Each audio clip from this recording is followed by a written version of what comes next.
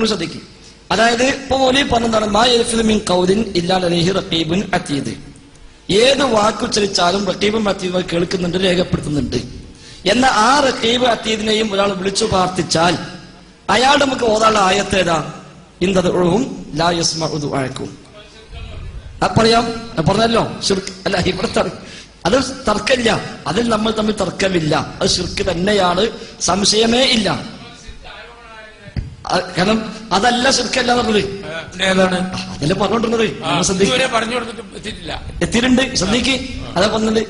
അതായത് റഖീബ് അതീദ് നമ്മുടെ സംസാരം കേൾക്കും, എന്നാൽ റഖീബ് അതീദ് നമ്മുടെ ദുആ കേൾക്കൂല. കേട്ടോ, റഖീബ് അതീദ് നമ്മുടെ സംസാരം കേൾക്കും, എന്നാൽ എന്ത് കേൾക്കൂല? ദുആ കേൾക്കൂല.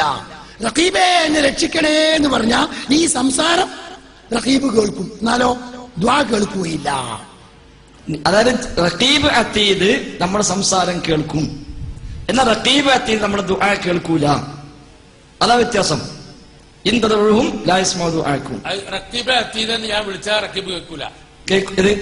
ഞാൻ ഇപ്പൊ വിളിക്കാണ്, റഖീബ് അതീദ് എന്ന് വിളിച്ചാൽ കേൾക്കൂല. മാ യൽഫിദു മിൻ ഖൗലിൻ ഇല്ലാ ലദൈഹി റഖീബുൻ അതീദ് വിളിച്ചാൽ കേൾക്കൂല, ദുആ കേൾക്കൂല, സംസാരം കേൾക്കുള്ളൂ. അതെ, അതാണ് വ്യത്യാസം. ആ ദുആ അല്ലാത്ത വിളി ഏതാണ്? ദുആത്തെ വിളിയില്ലേ? ഏതാണ്? കാരണം വിളി കേട്ടല്ലോ. അതാ ഞാൻ ആദ്യത്തിൽ ചോദിച്ചത്. അതിനുള്ള നമ്മളെ ബഹുമാനപ്പെട്ട കാന്തപുരം പറഞ്ഞത് തന്നെ, എല്ലാ വിളിയും ഇപ്പൊ നിങ്ങൾ പറഞ്ഞല്ലേ ശിർക്കാകുന്ന വിളിയുണ്ട്, ശിർക്കല്ലാത്ത വിളിയുണ്ട്. നിങ്ങളും പറയുന്നതാണ്. ഇപ്പൊ നിങ്ങളോടുള്ള പ്രാർത്ഥന അല്ലെങ്കിൽ അതില് സഹായതേട്ടത്തില് ശിർക്കാകുന്നതുണ്ട്, ഇല്ലാത്തതുണ്ട്. അല്ല, അതല്ല പറഞ്ഞു. പക്ഷെ ഏതാണ് വേർതിരിച്ച് മനസ്സിലാക്കാൻ ഒരു ഉദാഹരണം നിങ്ങൾ. അതിനാണ് ഈ ഉദാഹരണം തന്നെ മതി. റഖീബും അതീദും നമ്മുടെ വിളി കേൾക്കുന്നു, പ്രാർത്ഥന കേൾക്കൂല. ഞാൻ ഇപ്പൊ റഖീബ് അതീദ് പ്രാർത്ഥിച്ചു, കേൾക്കൂല. കേൾക്കൂല, അവർ കേട്ടിട്ടില്ല. ഇല്ല, ഇല്ല, പ്രാർത്ഥന കേൾക്കൂല. പ്രാർത്ഥന കേൾക്കാൻ ഇദ്ദേഹമാണ് ഈ വിഭാഗത്തിന്റെ വലിയ സൈദ്ധാന്തികൻ. എങ്ങനെ ഉണ്ടാവും ഈ ഗ്രൂപ്പ്? എവിടെ എത്തും?